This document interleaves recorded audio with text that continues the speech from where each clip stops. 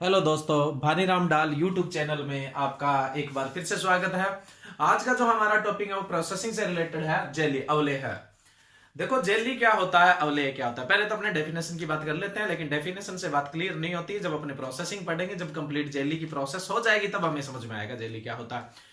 Pectin युक्त फलों के रस को चीनी के साथ पकाकर बनाया गया अर्ध ठोस और अर्ध पारदर्शी जो पदार्थ होता है उसको क्या कहा जाता है, जेली कहा जाता है। डेफिनेशन से ज्यादा कुछ क्लियर नहीं कर पाएंगे, अपने अपने बात करते हैं सबसे पहले जेली प्रोसेसिंग की, तो साथ साथ में ये सारी बातें अपनी क्लियर होती जाएगी। जेली प्रोसेसिंग में बात करें तो सबसे पहले है फलों का चेन। फलों का चेन, देखिए जेली बनाने के लिए कैसे फलों की आवश्यकता होती है। जेली बनाने के लिए पैक्टिन युक्त फलों की आवश्यकता होती है। पैक्टिन युक्त फलों की आवश्यकता क्यों होती है? क्योंकि जो जेली बनती है वो रस से बनती है। अब वो रस तरल है, उस तरल को अर्ध ठोस बनाना है तो उसको जमाना तो पड़ेगा। उसको जमाने के लिए कोई गोंद जैसा यानी सॉलिडिफाइंग एजेंट चाहिए। सॉलिडिफाइंग एजेंट समझते हो ना, जो किसी चीज को ठोस बनाता है, तो पैक्टिन एक सॉलिडिफाइंग एजेंट है। अब देखो, पैक्टिन कब पाया जाता है फलों में? फलों के छिलके के जस्ट नीचे होता है पैक्टिन। फलों के छिलके के जस्ट नीचे पाया जाता है और अर्ध पके फलों में ही पैक्टिन मिलेगा आपको। तो अर्ध पके फलों में पैक्टिन मिलता है, तो हमें जेली बनाने के लिए कौन सी अवस्था में फलों को तोड़ना पड़ेगा? अर्ध पकी अवस्था में फलों को तोड़ना पड़ता है। देखिए, जब कच्चा फल होता है, कच्ची अवस्था में होता है, तो उसके अंदर पाया जाता है पैक्टिक अम्ल। पैक्टिक अम्ल, ये पैक्टिक अम्ल है, ये सॉलिडिफाइंग का काम नहीं करेगा, ये जमाने का काम नहीं करता है। जब फल अर्ध पका होता है, जब फल अर्ध पका होता है, तब ये जो पैक्टिक अम्ल है ये किस में बदल जाता है? पैक्टिन में बदल जाता है। पैक्टिन ही क्या है? सॉलिडिफाइंग एजेंट है जो चिपकाने का काम करेगा। और जब फल पक जाता है यानी राइप हो जाता है, तो ये प्रोटोपैक्टिन में बदल जाता है। तब भी ये किस रूप में काम में नहीं करने वाला, ये सॉलिडिफाइंग का काम नहीं कर पाएगा। इसलिए हमें जेली रस से बनानी होती है, रस को जमाना है, तो पैक्टिन बहुत जरूरी है। जेली बनाने के लिए सबसे महत्वपूर्ण जो फैक्टर रहता है वो कौन सा रहता है? पैक्टिन रहता है। तो जेली बनाने के लिए फलों के कौन से फलों का चयन करना चाहिए? जिनमें पैक्टिन भरपूर मात्रा में है। पैक्टिन भी अच्छा और एसिड भी अच्छा है, तब तो बहुत ही बढ़िया जेली बनने वाली है। लेकिन पैक्टिन तो क्या होना चाहिए? अच्छा होना ही चाहिए। तो अच्छे पैक्टिन वाले फलों का चयन किया जाता है। और पैक्टिन कौन सी अवस्था में मिलेगा? अर्ध पकी अवस्था में। तो जेली बनाने के लिए फल आप कौन सी अवस्था में तोड़ोगे? अर्ध पकी अवस्था में। कच्चे फलों में पैक्टिक अम्ल होता है और पक्के फलों में प्रोटोपैक्टिन होता है। कच्चे से जब अर्ध पकता है तो पैक्टिन अम्ल किस में बदल जाता है? पैक्टिन में बदल जाता है। और फल पक जाता है तो प्रोटोपैक्टिन में। तो अर्ध पके फलों का अपने चुनाव करेंगे। देखो, फलों में जो पैक्टिन होता है वो जस्ट छिलके के नीचे होता है। अपने छिलका उतारते हैं, जो सफेद सफेद भाग दिखता है वो किसका भाग दिखता है? पैक्टिन का भाग दिखता है। और ज्यादातर फलों में जो पैक्टिन पाया जाता है वो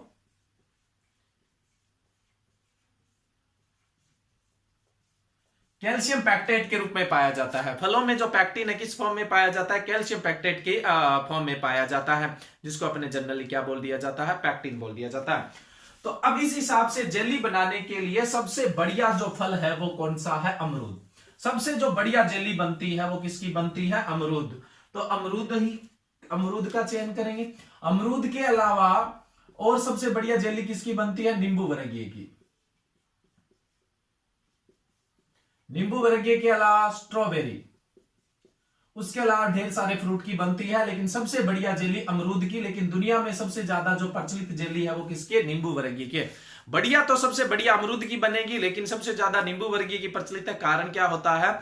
दुनिया में सबसे ज्यादा जो फल खाया जाता है वो नींबू वर्गीय खाया जाता है। भारत में ज्यादा मीठा खाना पसंद करते हैं लोग, और यूरोपियन कंट्री है, अमेरिकन कंट्री, ऑस्ट्रेलियन कंट्री खट्टा खाना पसंद करते हैं, तो वहां ज्यादातर जो सिट्रस की जेली होती है उसको ज्यादा पसंद किया जाता है। इसलिए दुनिया में सबसे ज्यादा प्रचलित है नींबू वर्गीय की। लेकिन सबसे बढ़िया जो जेली बनती है वो किसकी बनती है? अमरूद की बनती है। उसके अलावा जैसे अपने जो जेली है वो जैसे खट्टे फल है उनसे जेली बनाई जा सकती है, जैसे अंगूर वगैरह से भी अपने जेली बना सकते हैं, लेकिन सबसे बढ़िया जेली बनेगी अमरूद की। फलों का चयन कर लिया, कौन सी अवस्था में? कच्ची अर्ध पकी अवस्था में फलों का चयन करेंगे। और सबसे बढ़िया फल कौन सा रहेगा? अमरूद। उसके अलावा नींबू वर्गीय, उसके अलावा स्ट्रॉबेरी। और दुनिया में सबसे प्रचलित जेली पूछे तो कौन सी है? नींबू वर्गीय फल की है। अंगूर वगैरह से भी अपने क्या की जाती है? जेली बनाई जाती है। फलों के चयन की बात करेंगे, फलों की सफाई।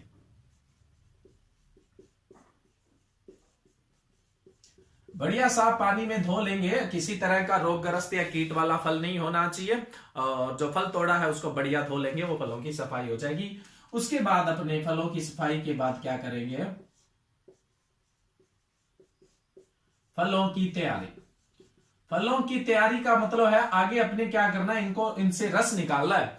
तो कई फलों का तो अपने क्या करते हैं, पूरे फल का ही रस निकाल लिया जाता है, और कई फलों में क्या करते हैं, उनके टुकड़े करके रस निकालते हैं, तो फलों की तैयारी में आ जाता है। जैसे नींबू वर्गीय फल और अधिकांश फल है उनको बास्केट प्रेस मशीन से निकाला जाता है। बास्केट प्रेस मशीन ऊपर से दाब देती है, जिससे रस क्या हो जाता है, नीचे निकल जाता है।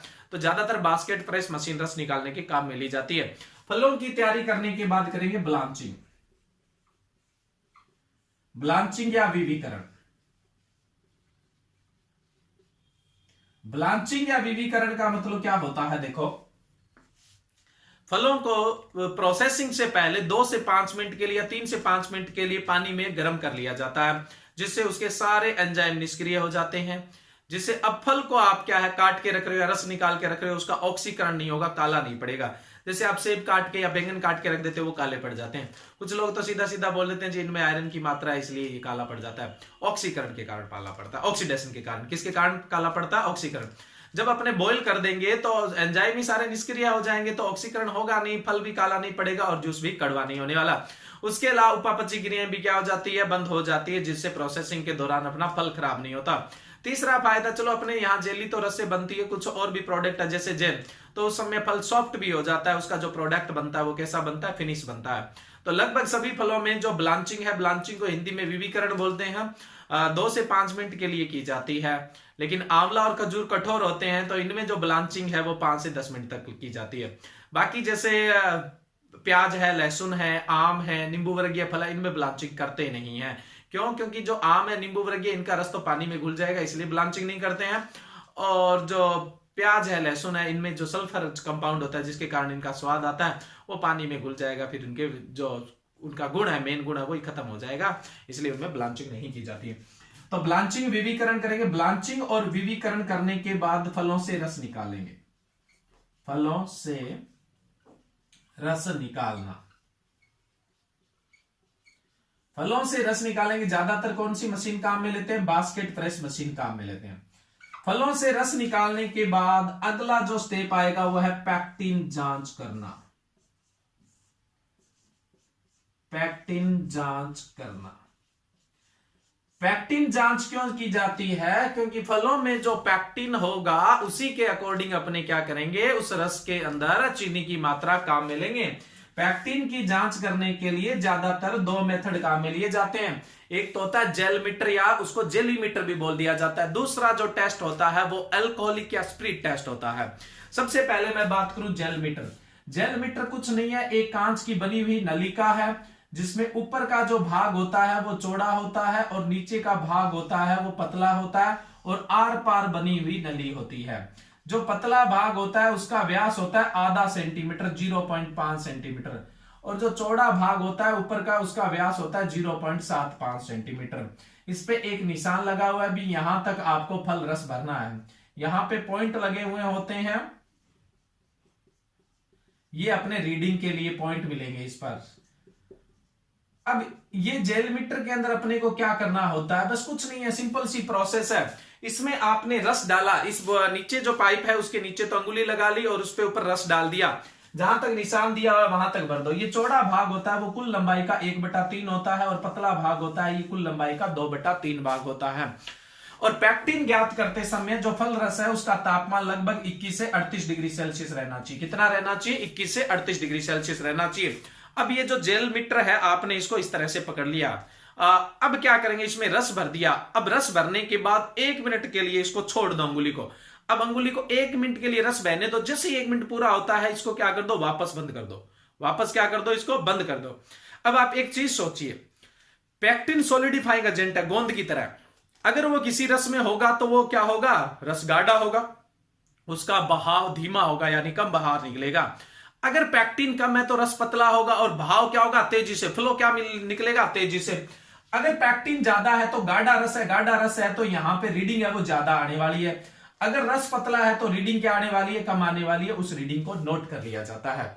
अब देखो इसमें जो रीडिंग रहती है, अगर मान लो जेली मीटर में रीडिंग आ रही है 1.25, इसका मतलब है जेली मीटर में रीडिंग आ रही है 1.25, 1.25 रीडिंग आ रही है, इसका मतलब पैक्टिन बहुत ही बढ़िया है। अब हम क्या करेंगे, 1 लीटर रस के अंदर 1 किलो 250 ग्राम चीनी मिला देंगे। अगर रीडिंग 1.25 है, इसका मतलब पैक्टिन बहुत अच्छा है। अब 1 लीटर रस में कितनी चीनी मिलाओगे, 1.25 किलो, 1 किलो 250 ग्राम। अगर अपने को रीडिंग मिल रही है 1, इसका मतलब पैक्टिन है औसत। 1 लीटर के अंदर आप चीनी मिला दो, अब फल रस है उसके अंदर चीनी मिला दो 1 किलो। कितनी चीनी मिलाओगे, 1 किलो चीनी मिलाओगे। पैक्टिन औसत है यहां पर। अगर रीडिंग आ रही है 0.75, इसका मतलब पैक्टिन कम है, जेली बन तो जाएगी लेकिन उतनी गुणवत्ता की नहीं बनेगी। तो इस टाइम अपने क्या करेंगे, 1 लीटर के अंदर 750 ग्राम चीनी मिलाएंगे। कितनी चीनी मिलाएंगे, 750 ग्राम। अगर रीडिंग आ रही है 0.50, इसका मतलब है इसमें पैक्टिन बहुत कम है। या तो आप इस रस से क्या है, जेली मत बनाइए। अगर जेली बना रहे हो तो आपको सिंथेटिक पैक्टिन, जो पैक्टिन का पाउडर मिलता है बाजार में, वो डालना पड़ेगा। तो ये जेल मीटर टेस्ट हो गया। दूसरा टेस्ट होता है वो होता है एल्कोहलिक टेस्ट। दूसरा जो टेस्ट होता है वो कौन सा टेस्ट होता है, एल्कोहलिक टेस्ट होता है। एल्कोहलिक या स्प्रिट टेस्ट होता है। किसी बिकर में आपने क्या लिया, एल्कोहल लिया या स्प्रिट लिया। अब उसके अंदर आप क्या करोगे, 1 चम्मच फल रस डालोगे जिसकी आप पैक्टिन जांच करना चाहते हो। अब ये जो एल्कोहल है या स्प्रिट है, उसके अंदर पैक्टिन डालने पर पैक्टिन अपना मेन जो रंग होता है वो दिखाता है, अपनी मेन गुणवत्ता दिखाता है, सॉलिडिफाइंग का काम दिखाता है। जैसे बंदा भी अल्कोहल के बाद ही क्या करता है, अपना रंग दिखाता है, वैसे पैक्टिन भी क्या करता है, अल्कोहल के बाद ही अपना रंग दिखाता है। इसमें जो आपने 1 चम्मच पैक्टिन डाला, अगर ये एक जगह इसमें इकट्ठा हो गया, ढेले की तरह इकट्ठा हो गया, एक क्लॉट बन गया है, इसका मतलब इसमें पैक्टिन बहुत ही बढ़िया है। अगर 1 क्लॉट बनता है तो 1 लीटर फल रस में आप चीनी डालोगे 1 किलो 250 ग्राम। जैसे जेल मीटर में कितनी रीडिंग आ रही थी तब अच्छा था 1.25, और इसमें 1 क्लॉट बन रहा है तो पैक्टिन अच्छा है, इसलिए चीनी कितनी डालोगे, 1.25 किलो, यानी 1.250, 1 किलो 250 ग्राम। अगर वो चम्मच आप रस डाल रहे हो, उससे क्या बन रहे हैं, ऐसे छोटे छोटे 2-3 क्लॉट बन गए। 2-3 क्लॉट बनते हैं, इसका मतलब इसमें पैक्टिन औसत है। जैसे जेल मीटर में 1 की रीडिंग आने पे औसत माना, इसमें 2 से 3 क्लॉट दिखाई देते हैं, ढेले दिखाई देते हैं। अब आप इसमें चीनी डालिए 1 किलो। अगर ये रस डालने पर आपको छोटे छोटे 5, 6, 7 ऐसे क्लॉट बने हुए दिखाई देते हैं, इसका मतलब इसमें क्या है, पैक्टिन कम है। अब आप 1 लीटर फल रस में चीनी की मात्रा डालिए 750 ग्राम। ये बात तो ठीक है, लेकिन अगर आपने फल रस डाला और ये जो रस है ये छोटी छोटी बूंदों के रूप में बिखर गया, बहुत सारी छोटी छोटी बूंदे बन गई, इसका मतलब पैक्टिन बहुत ही कम है। इस रस से या तो आप जेली मत बनाइए, अगर जेली बनाना चाहते हो तो आप इसमें क्या करोगे, सिंथेटिक पैक्टिन डालोगे। तो ये पैक्टिन जांच करने के क्या है, तरीके हैं। 2 टेस्ट होते हैं पैक्टिन जांच करने के, एक जेल मीटर टेस्ट जिसको जेली मीटर टेस्ट भी बोल दिया जाता है, और दूसरा अपना कौन सा है, एल्कोहलिक या स्प्रिट टेस्ट होता है। अब हमने पैक्टिन जांच कर ली, अब हमें पता लग गया है भी कितनी चीनी डालनी है। तो हम क्या करेंगे, फल रस व चीनी को मिलाकर पकाएंगे।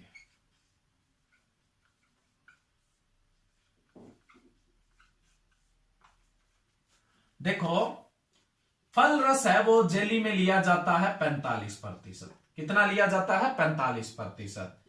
टीएसएस या जो चीनी की मात्रा होती है वो रखी जाती है 65 डिग्री ब्रिक्स। ये सबसे पहले अपने कैलकुलेट कर लेते हैं भी कितनी चीनी की आवश्यकता होगी। टीएसएस के बाद बात करें अपने, पैक्टिन बहुत ही जरूरी है। जेली के लिए क्या होता है, पैक्टिन बहुत जरूरी होता है। तो पैक्टिन होना चाहिए 0.5 से 10%। देखो जेम की अगर बात करें, अपने जेम को बोलते हैं फल पाक, वो मीठा होता है खाने में, उसका स्वाद होता है मीठा। जेली होती है उसका स्वाद होता है खट्टा। तो जेली में जो अम्लता का प्रतिशत होता है वो थोड़ा क्या रखता है, हमेशा ज्यादा रखा जाता है। तो जो जेली में अम्लता होती है, वैसे तो जेली के लिए सबसे बढ़िया जो अम्ल रहता है वो टार्ट्रिक अम्ल रहता है। सबसे बढ़िया अम्ल कौन सा रहता है, टार्ट्रिक अम्ल। लेकिन बाजार में अपने इसमें मिलाएंगे वो सिट्रिक एसिड ही मिलता जाता है, तो सिट्रिक एसिड ही डाला जाता है। अम्लता का प्रतिशत होता है 0.75%। और जो जल की मात्रा होती है, जेली में जल की मात्रा रखी जाती है 33 से 38%। अगर 65 डिग्री ब्रिक्स है और 0.7% अम्लता है, तो इस समय जेली का जो पीएच मान होगा वो 3.2। बढ़िया जेली का जो पीएच मान कितना होता है, 3.2। तो ये जेली के कंटेंट है। ये क्या है, जेली के कंटेंट। तो हम ये जो चीनी की मात्रा है, दोबारा बोल रहा हूं कंटेंट, जेली में फल रस 45%, टीएसएस 65 डिग्री, ब्रिक्स पैक्टिन 0.5 से 1%, अम्लता 0.75, जल 33 से 38% और पीएच 3.2 होता है। बढ़िया जेली का ये। नेक्स्ट है फल रस या चीनी को मिलाकर पकाना। एक साथ चीनी नहीं डालोगे, घर पे हलवा बनाते हैं धीरे धीरे चीनी डालते हैं। अगर एक साथ चीनी डाल दी तो क्रिमिलाइजेशन हो जाएगा। क्रिमिलाइजेशन क्या होता है, ब्राउनिंग ऑफ शुगर। जो चीनी होती है, जैसे आप क्या है, ये आपका मान लो भगोना कढ़ाया जो भी है, इसमें रस है, आप चीनी डालोगे तो यहाँ पे चीनी इस किनारों पे लगेगी और आंच से ये चीनी क्या हो जाएगी, जल जाएगी, भूरी हो जाएगी। इसको क्रिमिलाइजेशन बोलते हैं। अब ये भूरी होगी, जल गई, तो ये उसमें नहीं घुलने वाली है रस में। जब आप जेली खाओगे तो दांतों के नीचे चीनी आएगी। इसीलिए तो घर पे हलवा बनाते हैं तो चीनी एक साथ नहीं डालते हैं। तो 1/3 चीनी पहले डालोगे, धीरे धीरे क्या है, चीनी ऐड करते जाओगे। अब क्या हो जाएगा, लगभग इसका जो तापमान है वो 103 डिग्री सेल्सियस हो जाएगा। तो अपने क्या डालते हैं, सिट्रिक अम्ल। अम्ल मिलाते हैं, किस लिए मिलाया जाता है, अम्ल स्वाद के लिए मिलाया जाता है। लगभग 1 किलो जेली में 1.5 से 3 ग्राम अम्ल मिलाते हैं। बाकी फल पे डिपेंड करेगा, फल ज्यादा खट्टा तो कम मिलाना पड़ेगा, फल कम खट्टा है तो अम्ल ज्यादा मिलाना पड़ेगा। तो लगभग 1 किलो जेली में या प्रति किलो जेली में 1.5 से 3 ग्राम सिट्रिक एसिड मिलाया जाता है। ये सिट्रिक एसिड कब मिलाएंगे, जब जेली का तापमान कितना पहुंच चुका है, 103 डिग्री सेल्सियस पहुंच चुका है। अब नेक्स्ट अपने बात करते हैं, अंतिम बिंदु की जांच करते हैं।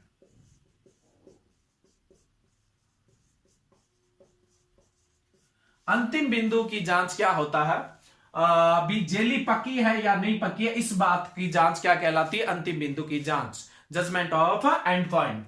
इसके लिए एक तो अपने पास टेस्ट है टीएसएस। अगर जेली का टीएसएस 65 डिग्री ब्रिक्स हो जाए, अगर जेली का टीएसएस 65 डिग्री ब्रिक्स हो जाए तो जेली पककर तैयार है। लेकिन पहले अगर चीनी कैलकुलेट सही की है तो ही, नहीं तो नहीं। दूसरा क्या है, तापमान परीक्षण, टेम्परेचर टेस्ट। अगर जेली का तापमान 105.5 डिग्री सेल्सियस हो जाता है तो जेली क्या है, पककर तैयार है। 105.5 डिग्री सेल्सियस हो जाता है तो जेली क्या है, पककर तैयार है।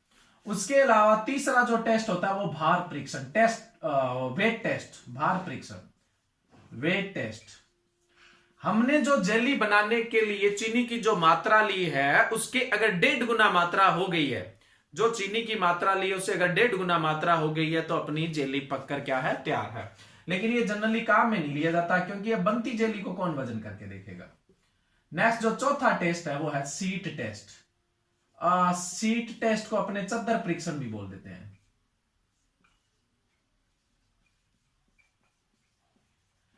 अब देखिए जेली का मेन गुण क्या होता है, सीट टेस्ट बताता हूं क्या होता है। जेली का मेन गुण होता है जेली का जमना। जितनी अच्छी जेली जमी है उतना ही क्या होगा, उसकी क्वालिटी है। अपने बोलते हैं जेली का जो मेन गुण होता है वो जेली का जमना। इसके लिए अपने बात करें, जिस बर्तन में डालें उसका रूप ले लेनी चाहिए, चाकू से काटे तो चमकदार टुकड़े कटने चाहिए। तो ये उसके जेली का जमने का गुण है। अगर जेली प्रॉपर जम रही है तो अपने उस जेली को चम्मच में लेके गिराएंगे। अगर वो बूंद बूंद करके फटाफट गिर रही है तो काई की जमी है अभी ना। तो अगर क्या है, बूंद बूंद कर गिर रही है तो अभी इसको और पकाने की जरूरत है। अगर चम्मच में गिराने पर वो गिर नहीं रही है, पूरी एक साथ गिरने की कोशिश करिए, एक दूसरे से चिपकी हुई है शीट के रूप में गिरने की कोशिश कर रही है, इसका मतलब क्या है, जेली पककर तैयार है। तो ये जो 4 टेस्ट है ये क्या है, जेली के अंतिम बिंदु की। जेली की गुणवत्ता भी बता दी है। जेली का मुख्य गुण होता है जेली का जमना, और जेली जमती किसके कारण है, पैक्टिन के कारण। जेली बनती फल रस से है, उस फल रस को जमाने का काम कौन करता है, पैक्टिन, यानी पैक्टिन सॉलिडिफाइंग एजेंट है। जेली बनाने के लिए पैक्टिन आवश्यक होता ही होता है, बिना पैक्टिन के जेली, बिना पैक्टिन के रस देखो आप कैसे ठोस बनेगा। उसके अलावा जो जेली होती है वो अर्ध ठोस होती है, उसके अलावा अर्ध पारदर्शी होती है। कुछ जगह लिखा होता है पारदर्शी। पारदर्शी का मतलब होता है आर पार क्लियर दिखना, शीशे के अंदर से दिखाई देता है, ऐसा तो नहीं दिखाई देता है। तो अर्ध पारदर्शी होती है जेली, अर्ध पारदर्शी, अर्ध ठोस होती है और अच्छी तरह से जमी हुई होती है। जिस बर्तन में डालते हैं उसका रूप ले लेती है और काटने पर चमकदार टुकड़ों के अंदर कट जाती है। अब अपने जेली के एंड पॉइंट की जांच होगी। अब अपने उसकी पैकिंग करेंगे। जेली के लिए जो बढ़िया पैकिंग होती है वो कांच के जार होते हैं। जेम जेली की बढ़िया पैकिंग होती है कांच के जार में। पैकिंग के बाद नेक्स्ट चीज आएगी भंडारण। जेली कोई भी प्रोसेसिंग प्रोडक्ट है उसका जो भंडारण है वह ठंडे व नमी रहित स्थान पे करना चाहिए। ठंडे में इसलिए ताकि स्मेल ना आए, नमी रहित स्थान पे इसलिए ताकि उसमें कवक विकसित नहीं हो। तो ये अपने जेली बनकर तैयार हो चुकी है। ये पूरी प्रोसेस आप देख सकते हो, इसमें सारी प्रोसेस कंप्लीट दी हुई है, अवयव भी दिए हुए हैं और जेली बनाने की प्रोसेस भी दी हुई है। ठीक है, अब तो अपनी बात होगी जेली बनाने की। नेक्स्ट बात आती है भी आप जब जेली बनाते हो तो जेली बनाते समय समस्या कौन कौन सी आती है। कई बार क्या होता है जेली जमती नहीं है। ये अच्छे से देख लेना प्रोसेस और जो अवयव है। अवयव फल रस 45 है, टीएसएस 65 डिग्री ब्रिक्स है, पैक्टिन है वो आधे से 1% है, अम्लता 0.75% है, जल 33 से 38 और सबसे बढ़िया जेली का पीएच होता है 3.2। अब देखो आप जब जेली बनाते हो तो कौन कौन सी समस्या आती है। सबसे पहले बात है जेली का न जमना। जो जेली होती है वो कई बार जमती नहीं है। जमती क्यों नहीं है? या तो आप उसको 105.5 डिग्री सेल्सियस तापमान तक पकाया नहीं है तो कम तापमान के कारण नहीं जमेगी। दूसरा उसमें पैक्टिन कम है तो भी जेली नहीं जमने वाली। भी जमाने का काम कौन कर रहा है? पैक्टिन। पैक्टिन की कमी है तो भी जेली नहीं जमने वाली।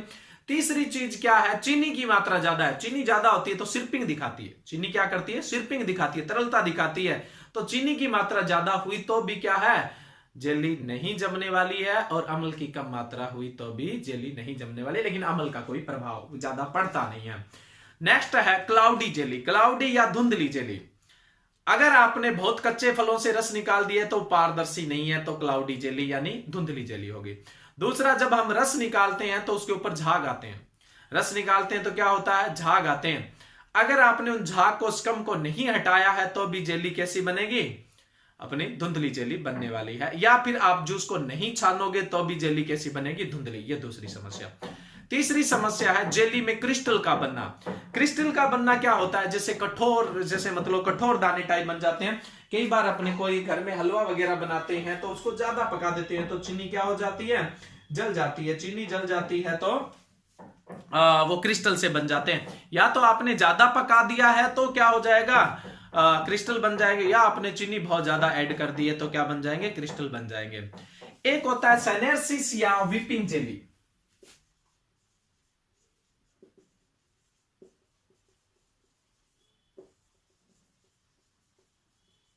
सेनेरसिस या व्हिपिंग जेली, हिंदी में बोल देते हैं जेली का रोना।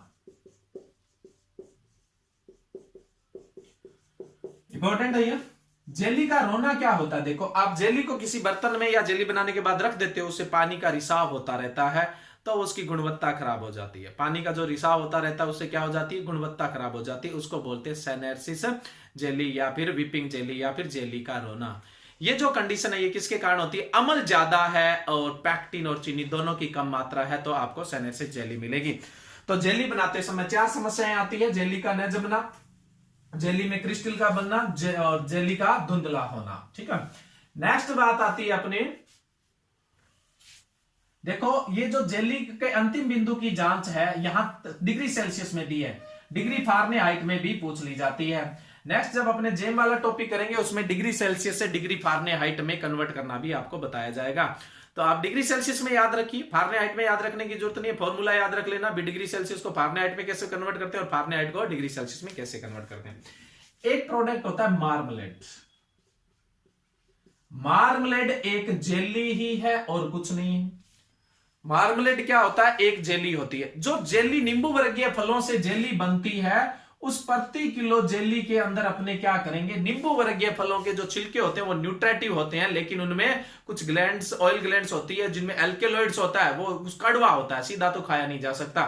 तो प्रति किलो जेली के अंदर अपने क्या करेंगे? जो नींबू वर्गीय फल है उनके 60 से 70 ग्राम जो छिलके ऐसे श्रेड से बना के क्या कर देंगे? प्रति किलो जेली के अंदर डाल देंगे। नींबू वर्गीय फल से ही जेली बनी है और उस जेली में उसी फल के जो चमकदार छिलके हैं उनके छोटे छोटे श्रेड ऐसे धागे बना के उस जेली में डाल देंगे। वो जेली दिखने में बहुत सुंदर होगी और छिलके भी यूटिलाइज हो गए हैं और छिलके न्यूट्रेटिव भी है, हमारी हेल्थ को किसी तरह का नुकसान भी नहीं पहुंचाते, तो उसको बोलेंगे मार्मलेड। अब मार्मलेड में अब ये पूछ ले तो सेम जेली ही तो है ये। तो अगर आपसे पूछ ले तो वही रस कितना प्रतिशत होता है? 45% होता है। टीएसएस पूछ ले तो वही सेम 65 डिग्री ब्रिक्स होता है। टीएसएस हमेशा डिग्री ब्रिक्स में आता है, टोटल सोल्यूबल सॉलिड यानी कुल घुलनशील ठोस, यानी मोटी मोटी बात माने तो चीनी की बात हो रही है। ठीक है। और जल की मात्रा कितनी होती है? 33 से 38% होती है। अम्ल कितना प्रतिशत होता है? 0.75% होता है। पैक्टिन होता है वो कितना होता है? 0.5 से 0.5 से 1% होता है। और पीएच मान कितना होता है मार्मलेड का? 3.2। सेम जेली वाला एडिशनल चीज क्या है? प्रति किलो जेली में नींबू वर्गीय फलों की प्रति किलो जेली के अंदर 60 से 70 ग्राम उसी फल के छिलके श्रेड बना के डालती हैं, वो मार्मलेड सबसे बढ़िया मार्मलेड बनता है संतरे का। यही क्वेश्चन पूछा जाता है मार्मलेड में, यही क्वेश्चन पूछा जाता है सबसे बढ़िया मार्मलेड किसका बनता है? मार्मलेड सबसे बढ़िया बनता है संतरे का। Marmalade is a type of jelly, यानी मार्मलेड एक जेली है और कुछ नहीं है। Thank you.